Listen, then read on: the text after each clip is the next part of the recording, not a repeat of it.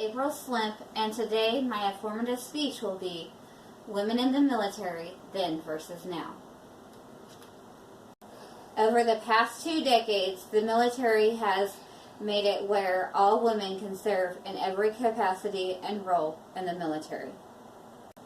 Military women in America are underappreciated, serving in every way, from the American Revolutionary War to the current War on Terror.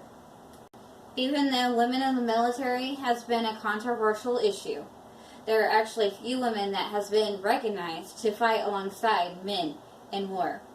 To exclude women from a career in the military is considered to be unjust and unfair. What are the effects that they go through? According to the American data, female soldiers are more likely to report mental health illnesses such as depression. Women are 10 times more likely than males to report serious sexual harassment after employment.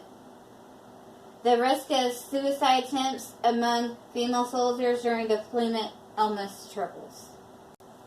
When many military women leave their service, they expect civilian life to be easier, but most usually it is not the case. The United States is on an upward understanding, leveraging the power, intelligence, and influence of its military leaders. I have always been interested in what our military does and sacrifices for us on a daily basis. As a woman that has many military family and friends, I like to stay informed and learn everything I possibly can. The military women isn't given the respect they should be given. Maybe perhaps after this speech you will gain more respect for our military. Marilyn Woodman was deployed overseas 3 times. Each time, 10 to 25% of women made up her squad. She once said, "Because we are female, a lot of respect slips through the cracks, and we are treated as though we aren't worth as much as the male. We work twice as hard to get just as far." The first woman to ever serve in the military did so because their husbands was at war during the American Revolution. During this time frame, many served as cooks, nurses, and caregivers, whatever was necessary for combat soldiers that was on the front lines. General Lori J. Robinson was one of the U.S. first combatant commanders. She put it, "I am a general, a commander, an airman, and I happen to be a woman." Deborah Sampson was discovered to be a woman at the end of the American Revolution, as she dressed as a male so she could be alongside her husband.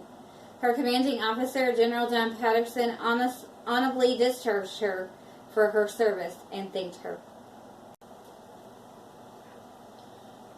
In World War II, due to the valuable role women played, and President Harry Truman's drive for change led to the Women's Armed Integration Act. They also allowed the American military to claim benefit as a result. Women that served was allowed to make a career for themselves in the Army or the Navy as a result. Colonel Linda McTogg was the first female commander of a fighter squadron. The decision to open combat to women allowed women to advance in higher ranks in the military. In 2008, it was reported that 16,000 women was serving in Iraq, Afghanistan, Bosnia, Germany, Japan, and many other areas. To not allow women into the military is unjust and unfair. America has came far today to the American Revolutionary War and allowing women to make the military a career and can be allowed in every area just as men are also allowed. Former President Barack Obama once said, "Today, every American can be proud that our military will grow even stronger with our mothers, wives, and sisters and daughters playing a great role in protecting this country we love." Thank you for your time.